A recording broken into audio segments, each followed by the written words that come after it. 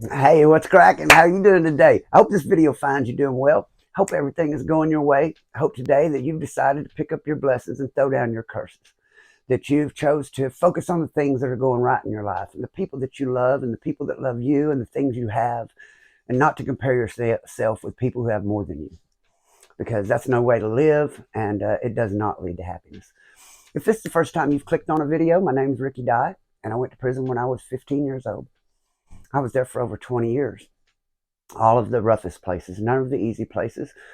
Things were very hard for me. And I'm in the process of writing me a book. Haven't got very far in it, but I am working on it. If you will go back and watch the videos from the first, you'll enjoy them more because they're more like a series. I started from the beginning when I was 15 and worked my way through. There's a few things I'd like to get out of the way today before I start my video, and then I want to jump right in and tell you about Eli-Mae in just a few minutes. I've had a lot of people asking me questions here lately. People who are either going to prison themselves or have someone who is going to prison, worried about their family or what they may face because of the things that I talk about in my videos. But I want to tell you that if you are facing that or have someone who is, don't watch all these videos and think that that's what's going to happen to them. It's not the same for everyone as it was for me. For one, I went in when I was 15 years old, and that made a lot of people prey on me. And for two, prison was a lot rougher back then. Some of the things that guards done to me, things that happened to me while I was in prison, are illegal now. You can't even do that stuff to people. But back then, things weren't looked at the way they are today. People have a lot more rights today. Things are a lot more out there because of the internet. You can take video or photos and you can upload it on the internet. And it really changed things. It's not as bad in prison as it used to be in some ways. As far as the violence goes, I believe. But prison is still a rough place. I had someone ask me if it's always bad in there. No, not every day is bad. If you can, other than the fact that you're locked up. When you're locked up for a few years and you're used to being on a yard and you're not so afraid every day that you're going to get hurt or wondering what's going to happen next, and you've kind of settled into it, and you're going to school every day or you're going to your job every day, and then you watch TV in the evening, maybe you do some exercise and go to sleep at night, and you just kind of get used to it, and it's just your life, and every day isn't terrifying. Some days you're just in there living. It's like being in a little town that you can't get away from, and that's all there is to that. But every day isn't always bad. There were times when I sat around playing poker and smoked a joint with my buddies and watched a Monday night football game, and it was no different than if I was out in the streets at my house watching a Monday night football game. One thing I did to escape was read a lot of books. If you have someone going in, if you send them some books that'll help them out, you can escape. Because I would always think, while I'm reading this book, it doesn't matter if I'm laying here in this cell or if I was at the Eiffel Tower or if I was in the White House. Everyone laying there reading that book, same place as I am. So books, TV shows, things like that, listen to music can really help you out. And it's not always terrifying. It was bad for me because, for one, I was so young. For two, prison was a lot rougher back then for young guys. Also, because I was in all the rough places because of my charge and the amount of time I had. And a lot of it came because I got myself into bad situations, messing with drugs. I went in there, I'd never smoked a cigarette, didn't know what weed even smelled like. But it didn't take long trying to fit in with the other guys when they started introducing me to everything. So that by the time I got out of prison, I had done almost all the drugs. Don't care for anything but marijuana, and I don't really consider it a drug. It helps me more than anything else with my post-traumatic stress and my night terrors. All that being said, I want to tell you about a different kind of prison predator, because people think they're going to prison. They worry about getting in a cell with Bubba, right? But how many times have you worried about being in the cell with Eli-Mae? And Eli-Mae can be terrifying. Little do you know. So Eli-Mae went to prison when he was like 16, 17 years old. And when he went in, he hadn't grown yet. He was real slim, 5'9", 5'10", real skinny. He got around some older guys, and one of them was gay, and they started giving him oral sex and things, and he let them, being afraid. And the next thing you know, he wanted to see what it was like to give someone else oral sex, I guess, or anything. That's the way I understand it, because I'm going to tell you that I can't say I was friends with Eli-Mae, but I told you that in prison, I always was the one selling weed and stuff, and I've told you that you deal with everyone when you sell weed, because everyone wants to get high. And I've done a lot of weed deals with Eli-Mae. And once you get to know him, you ask questions. There's a lot of questions I want to know. Just not that I want to be a part of, just you have questions. What got you into that? Why are you this way? Eli-Mae is missing half his ear. He got it bit off in a fight in prison. He still won the fight. Beat the dude down. He stabbed several people. He's been in maximum security for half the time he's been in. People are afraid of Eli-Mae. Thing about Eli-Mae is he doesn't want to screw you. He wants you to let him be the girl. Eli-Mae, he's into young guys. He wants guys that are 16, 17, 18, 19 years old that are real young. Their skin looks real soft. They look like they've never been outside or had a job. If you go in there looking that way and you run into Eli-Mae, Eli-Mae is going to want to give you a blowjob. And if you say no, Eli-Mae is going to knock you out and give you a blowjob. And that's what happens. And no one helps because they think it's funny. And now Eli-Mae is not a little thin kid anymore. He's been in prison for 25, 30 years. Now he's 6'1", 6'2", weighs like 220 or 30 pounds. And he's tough. He want to fight with someone who bit his ear off. So Eli-Mae's tough as nails. And if he wants to give you a blowjob, he's probably going to give you a blowjob. And no one's going to help you because they think that's funny. Lucky for me, when I ran into Eli-Mae, I was in my mid-20s, and he didn't think I was good looking anymore, I guess. He wants someone younger, more what he calls tender. And there's a lot of people in there like that they don't want to be your man. They want you to be theirs. And if you have a wife at visitation and you're straight, that really makes them want you for some reason. I'm not saying that, I'm not trying to talk about homosexuals or anything. I don't judge anyone. I don't care what they do. I'm talking about prison predators. There are both kinds. There's what you call buzzards. They want to be your man, and they're willing to force it. And then they have what you call queens. And the queens want you to be their man. And that's all there is to it. You see a young guy come in, you see, next thing you know, Eli-Mae's on him all the time. And the next thing you know, they're over there locked down in a cell all the time. But Eli-Mae's being the girl. He's forcing it. So that's just how it's going down. So I'm going to tell you, when someone try to put that on me, try to make a move on me, man. So I'm over at Hinton, where I'm at in my stories now. And there was this guy named Khalil, and I played chess with him all the time.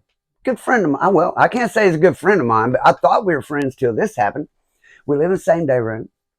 When he was young, came in when he was 17 years old. He was real thin, and same thing, got turned out. He was wearing homemade prison makeup and everything, dressing like a girl. 5, 6, 7 years goes by, and next thing you know, he ain't acting like a girl no more. He's big now. He's corn-fed, looking, he don't work out, he's big old belly.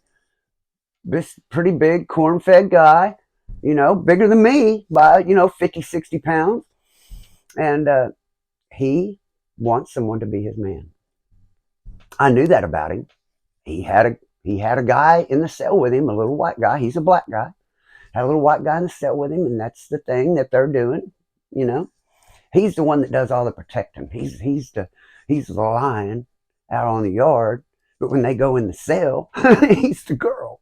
Okay, but this kid doesn't really want to do this, but he's scared. He's scared not to. So he's doing it. I don't know how he's getting aroused, but he's making him do this shit, more or less. So next thing you know, that's what's going on over there. And I'm thinking, he's no threat to me, man. I've been stabbed people, and I've been in prison a long time, and he's got somebody he's with. It don't bother me.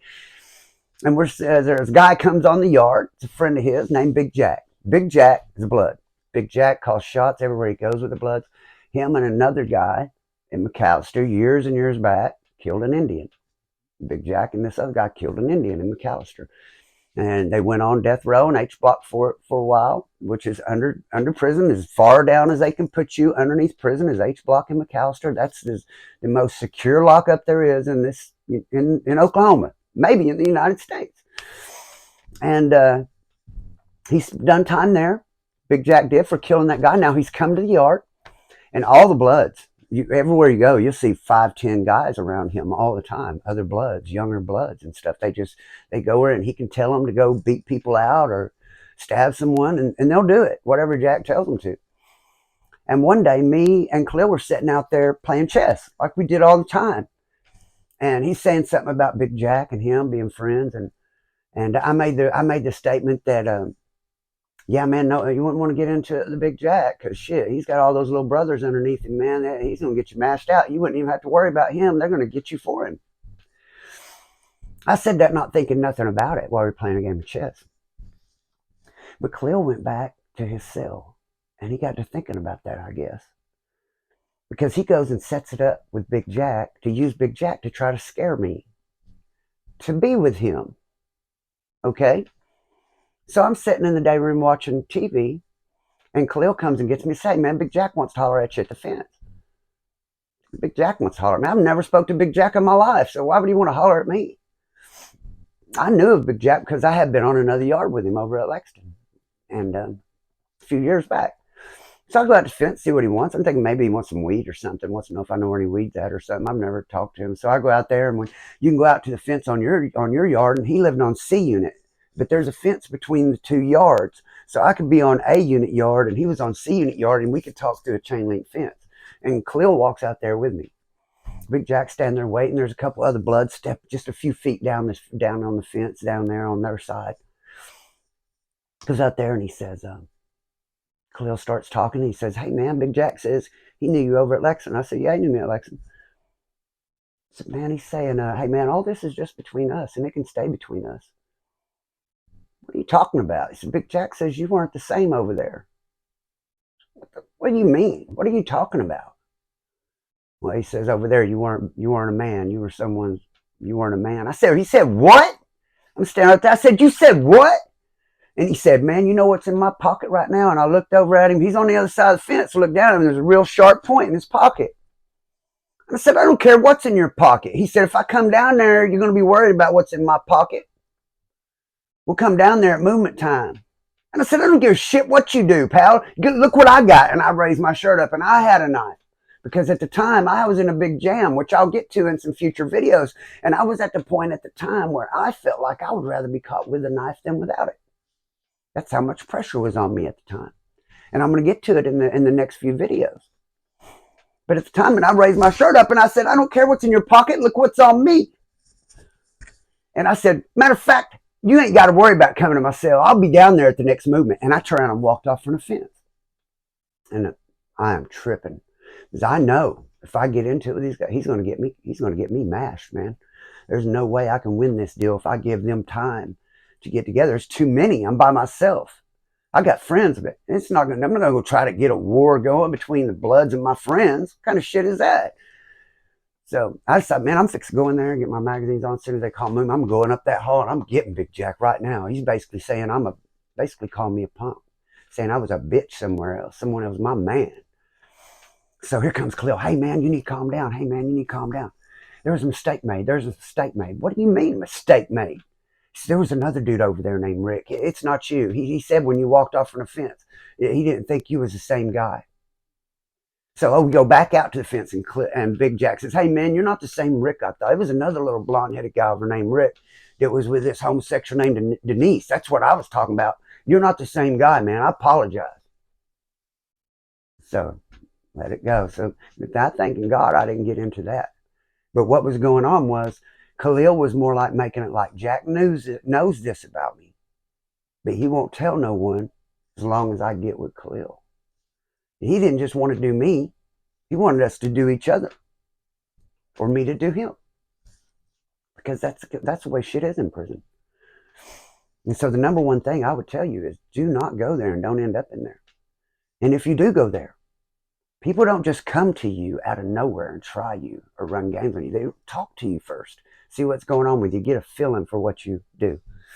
And with that, I'm going to tell you, be careful what you do. Be careful what you say. Or you just might end up in a cell with Eli-Mae. And with that, man, I hate to tell you guys, but I do have to be serious for a minute to tell you that this is the last video I'm going to be able to make before I'm 50 years old. Because tomorrow I turn 50, 50. I can't believe it. Not long ago, I was 15 years old, running around penitentiary, youngest kid there. Never thought I would make it to 50 years old. When I was young, I didn't think I'd get 16, then 18, then 21, right? You never imagine yourself at 50. I really, really thought that was old.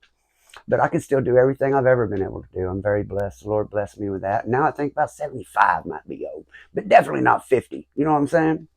And on the hey, I want to say something. On Saturday night at 7 o'clock, I'm going to do an interactive live stream. I haven't done a live in a while.